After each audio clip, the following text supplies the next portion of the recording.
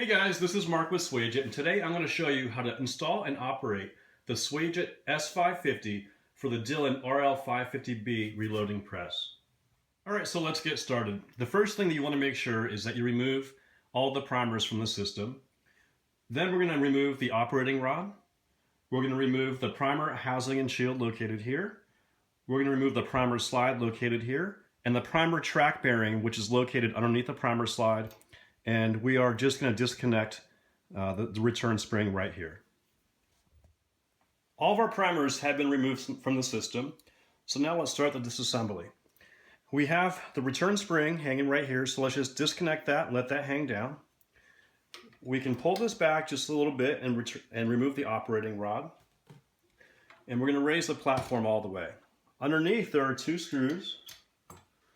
We're going to take those out. And while we're taking the second one out, we want to be sure to hold on to the primer slide and the housing. We don't want anything to fall.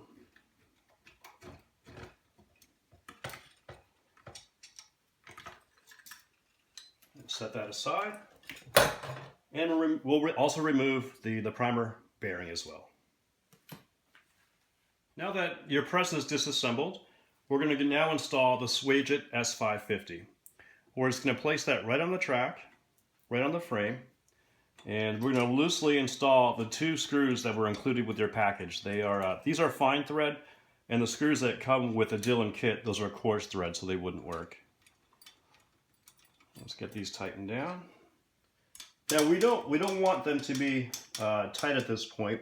We'd like them to be a little bit loose, just for a minor adjustment when we put some brass in the shell plate.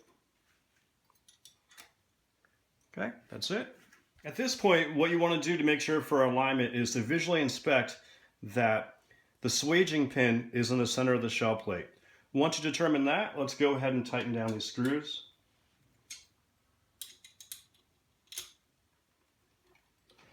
And now we're ready to swage. Alright guys, a quick double check. We just want to make sure that the swaging pin is in the center of the shell plate, which it is. And now we're ready to swage.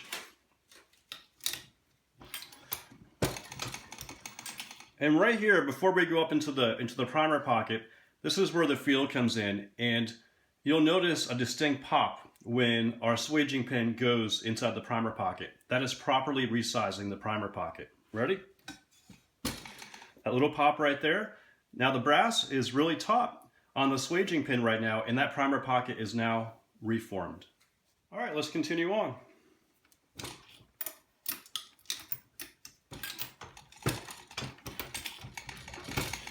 That one didn't have much of a crimp to it. You'll notice that because it didn't pop when the swaging pin went in. And that one as well. But we'll get some more here that are. This is all once fired Lake City brass. Well, they claim it's once fired, but we all know how that goes.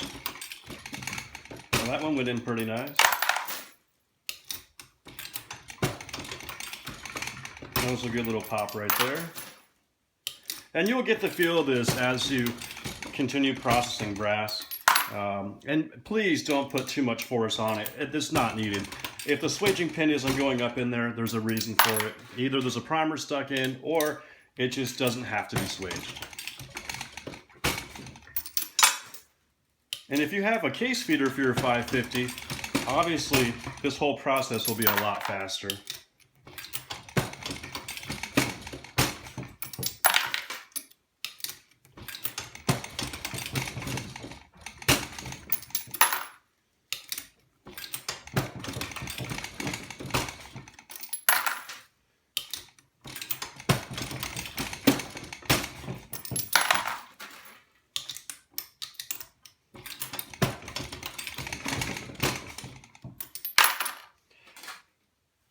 Alright guys, now that we've swaged a few, I'm going to show you a direct example of the primer pocket actually proving the point that it actually does get resized.